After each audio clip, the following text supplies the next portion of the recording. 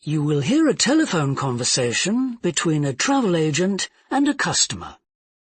First, you have some time to look at questions 1 to 6.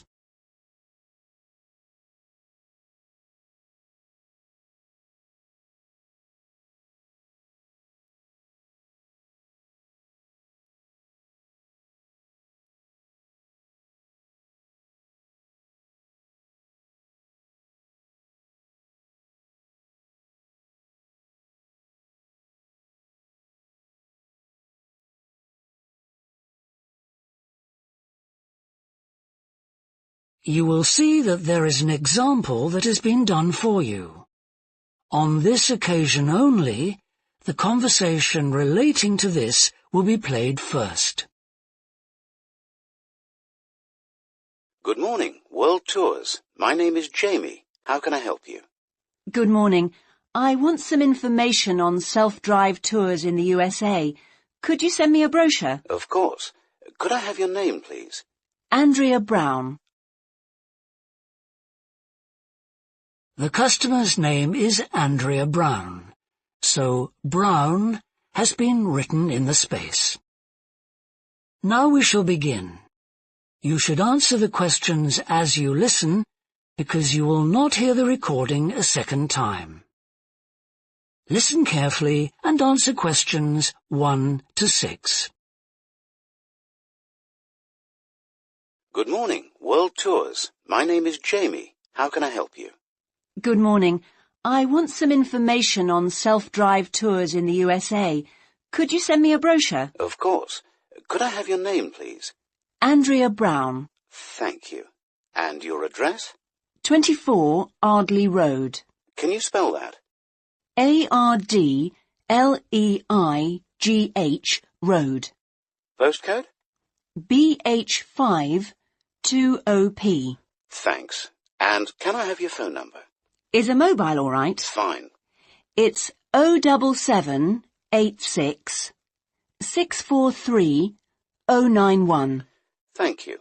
And can I ask you where you heard about World Tours? From a friend, or did you see an advert somewhere? No, I read about you in the newspaper. OK, I'll get the brochures in the post to you, but can I give you some information over the phone? What kinds of things do you want to do on your holiday? I'm interested in going to California with my family. I've got 2 children, and we want to hire a car. OK, we have a couple of self-drive tours there, visiting different places of interest in California. The first one begins in Los Angeles, and there's plenty of time to visit some of the theme parks there.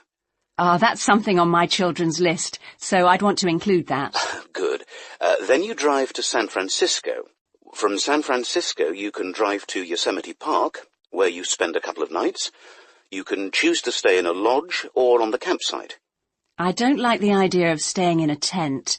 It'd be too hot. Right. And the tour ends in Las Vegas. OK. The other trip we can arrange is slightly different. It starts in San Francisco, then you drive south to Cambria. Someone told me there's a really nice castle near Cambria. Will we go near that? Hearst Castle is on that road, so you could stop there. Good. I'd like to do that. Does this trip also go into the desert? No, it continues to Santa Monica, where most people like to stop and do some shopping. We have enough of that at home, so that doesn't interest us.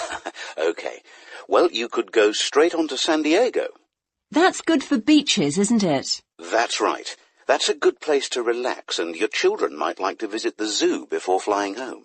I don't think so. We want some time for sunbathing and swimming.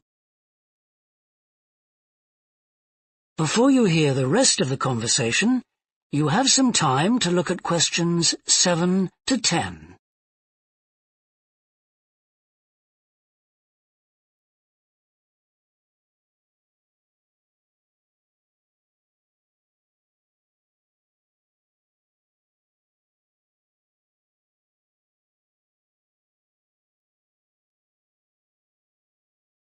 Now listen and answer questions 7 to 10. So, how many days are the trips, and how much do they cost? The first one I told you about is a self-drive tour through California, which lasts 12 days and covers 2,020 kilometers. The shortest journey is 206 kilometers, and the longest is 632 kilometers. The cost is £525 per person. That includes accommodation, car rental, and a flight, but no meals. OK. And the other trip? That lasts 9 days, but you spend only 3 days on the road. You cover about 980 kilometres altogether. So is that cheaper then? Yes, it's almost £100 cheaper. It's £429 per person, which is a good deal. So that covers accommodation and car hire. What about flights? They aren't included, but these hotels offer dinner in the price. OK. Well, thank you very much. I'll be in touch when I've had a chance to look at the brochure. I'm pleased to help. Goodbye. Goodbye. That is the end of section 1. You now have half a minute to check your answers.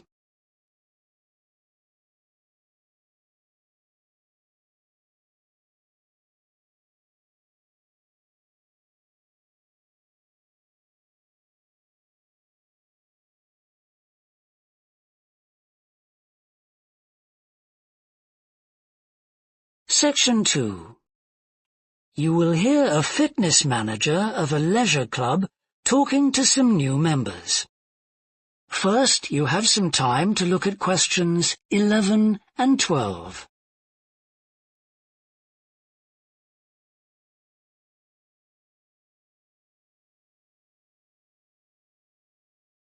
Now listen and answer questions 11 and 12. On behalf of LP Clubs, I'd like to welcome you all here today. My name's Sandy Fisher, and I'm one of the fitness managers here. Before we start our tour of the club, I'll just run through some basic information about the facilities we have here, including recent improvements, and explain the types of membership available. Our greatest asset is probably our swimming pool, which at 25 metres isn't Olympic-sized, but now we've expanded it to 8 lanes, it's much wider. This means there are rarely more than a couple of people at a time in each lane. Unfortunately, there isn't space for an outdoor pool here, but the glass roof on the swimming pool is partly retractable, which means you can enjoy something of the open-air experience on warmer days. Our recently refurbished fitness suite has all the latest exercise equipment, including 10 new running machines and a wide range of weight training machines. Each member is given full training in how to operate the equipment, and there is always a trainer on duty to offer help and advice. Although we do have adult-only times after 6 and at certain times at weekends, children are well catered for. Older children continue to benefit from a wide range of tuition, anything from trampolining to yoga. Before you hear the rest of the talk, you have some time to look at questions 13 to 20.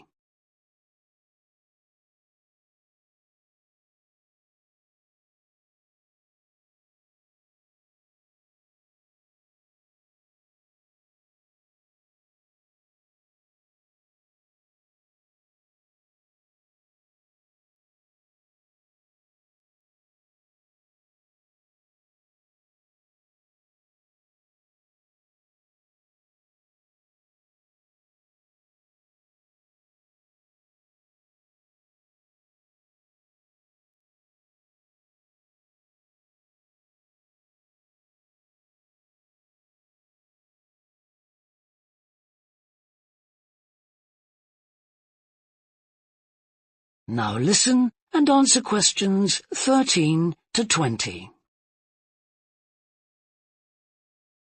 One thing all our members appreciate about us is that we take very good care of them. This starts on day 1 with your personal assessment. You are asked to fill in a questionnaire giving details of any health problems. One of our personal trainers will then go through this with you. The trainer will then take you through the safety rules for using the equipment in the fitness suite. During your next exercise session, a personal trainer will work with you to make sure you understand these. It's very important to do this because we really do want to avoid having any sports injuries. There's a lot more to looking after yourself than simply lifting weights. At the end of the personal assessment, the trainer will draw up a plan outlining what you should try to achieve within a 6-week period. This will then be reviewed at the end of the 6 weeks.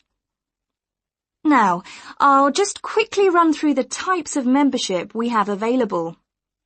All members must pay a joining fee of £90 in addition to the rates for the monthly membership fees. Gold membership entitles you to free entry at all LP clubs. There are now LP clubs in all major cities and towns, so if you travel a lot, this will be a great advantage. Individual gold membership costs £50 a month, and joint membership for you and your partner will cost £75. Premier membership is for professional people whose work commitments make it difficult for them to use the club during the day, and so LP gives booking preferences to Premier members at peak times. This means you'll find it easier to book the sessions at times that suit you. Reciprocal arrangements with other LP clubs are available to Premier members. Premier membership is for individuals only, but you'll be sent passes for guests every month.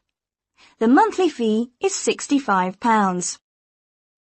You don't have to have any special clothes or equipment when you visit the club.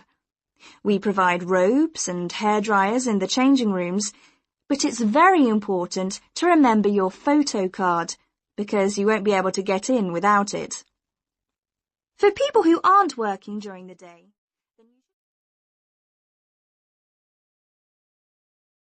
That is the end of section 2. You now have half a minute to check your answers.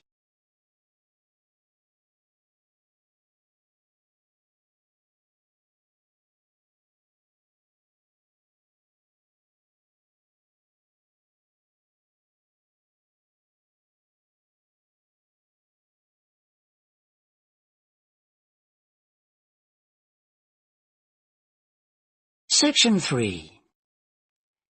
You will hear a student called John talking to a professor about a design competition he is entering.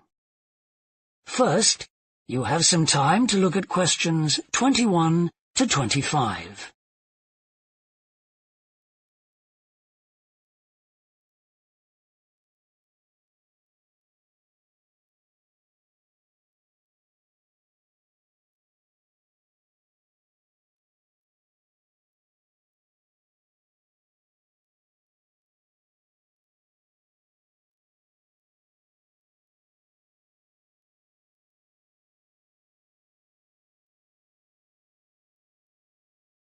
Now listen carefully and answer questions 21 to 25. Hello, Professor. I'm John Wishart. I'm working on my entry for the Global Design Competition. My tutor said you might be able to help me with it. Ah, yes, I got a copy of your drawings. Come in and tell me about it. What sort of competition is it? Well, it's an international design competition, and we have to come up with a new design for a typical domestic kitchen appliance. I see. And are there any special conditions? Does it have to save energy, for example? Actually, that was the focus in last year's competition.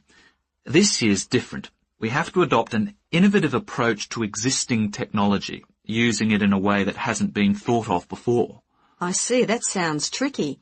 And what kitchen appliance have you chosen? Well, I decided to choose the dishwasher. Interesting. What made you choose that? Well, they're an everyday kitchen appliance in most Australian houses, but they're all pretty boring and almost identical to each other. I think some people will be prepared to pay a little extra for something that looks different. It's a nice idea. I see you've called your design the rock pool. Why is that? Basically because it looks like the rock pools you find on a beach. The top is made of glass so that you can look down into it. And there's a stone at the bottom. Is that just for decoration? Actually, it does have a function. Instead of pushing a button, you turn the stone. So it's really just a novel way of starting the dishwasher. That's right. It's a really nice design, but what makes it innovative? Well, I decided to make a dishwasher that uses carbon dioxide. In place of water and detergent? How will you manage that? The idea is to pressurize the carbon dioxide so that it becomes a liquid. The fluid is then released into the dishwasher where it cleans the dishes all by itself. Sounds like a brilliant idea. Your system will totally do away with the need for strong detergents. So what happens once the dishes are clean? Well, to allow them to dry, the liquid carbon dioxide and the waste materials all go to an area called the holding chamber. That's where the liquid is depressurized, and so it reverts to a gas. Then the oil and grease are separated out and sent to the waste system. It sounds like you've thought it all out very thoroughly. So what happens to the carbon dioxide once the process is complete? Not wasted, I hope. Actually, that's where the real savings are made. The carbon dioxide is sent back to the cylinder and can be used again and again. What a terrific idea. Do you think it will ever be built? Probably not, but that's okay. Well, I'm sure a lot of positive things will come out of your design. Before you hear the rest of the discussion, you have some time to look at questions 26 to 30.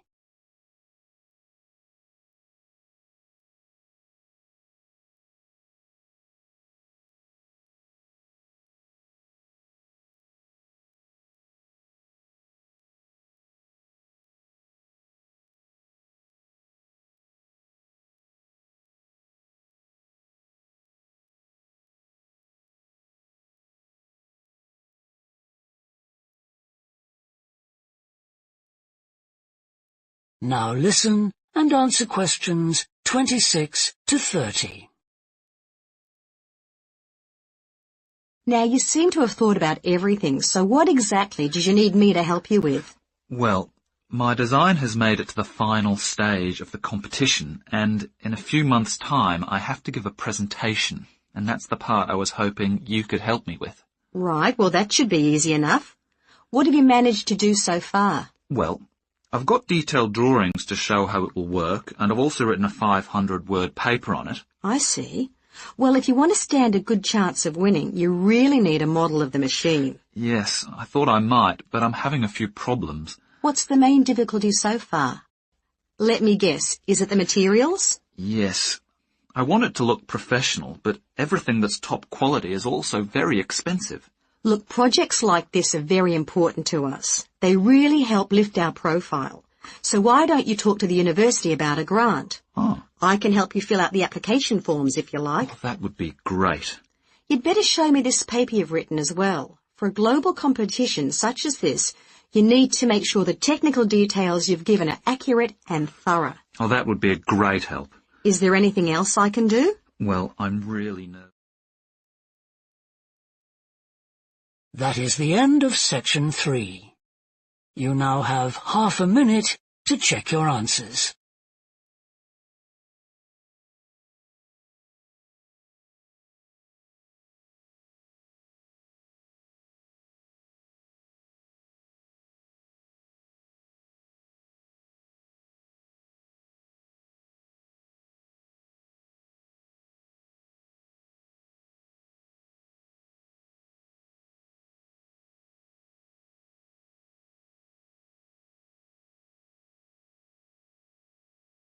Section 4.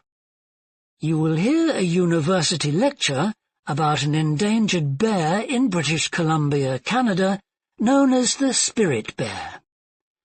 First, you have some time to look at questions 31 to 40.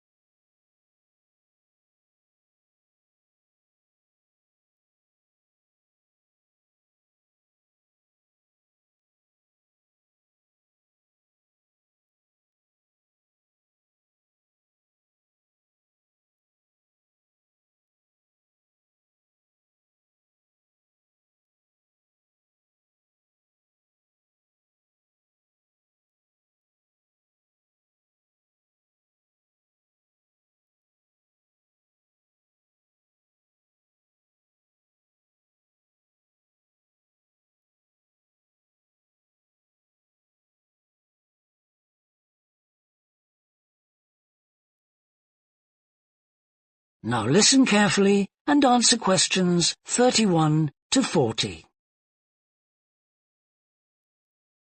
Today, we continue our series on ecology and conservation with a look at a particularly endangered member of the black bear family.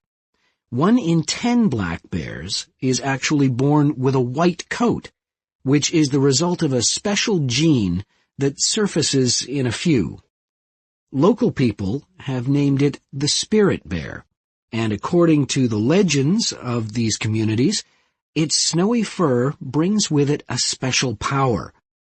Because of this, it has always been highly regarded by them, so much that they do not speak of seeing it to anyone else. It is their way of protecting it when strangers visit the area. The white bear's habitat is quite interesting. The bear's strong relationship with the old-growth rainforest is a complex one. The white bear relies on the huge, centuries-old trees in the forest in many ways. For example, the old-growth trees have extremely long roots that help prevent erosion of the soil along the banks of the many fish streams. Keeping these banks intact is important because these streams are home to salmon, which are the bear's main food source. In return, the bear's feeding habits nurture the forest. As the bears eat the salmon, they discard the skin and bones in great amounts on the forest floor, which provide vital nutrients. These produce lush vegetation that sustains thousands of other types of life forms, from birds to insects and more. Today, the spirit bear lives off the coast of the province of British Columbia on a few islands. There is great concern for their survival, since it is estimated that less than 200 of these white bears remain. The best way to protect them is to make every effort to preserve the delicate balance of their forest environment. In other words, their ecosystem.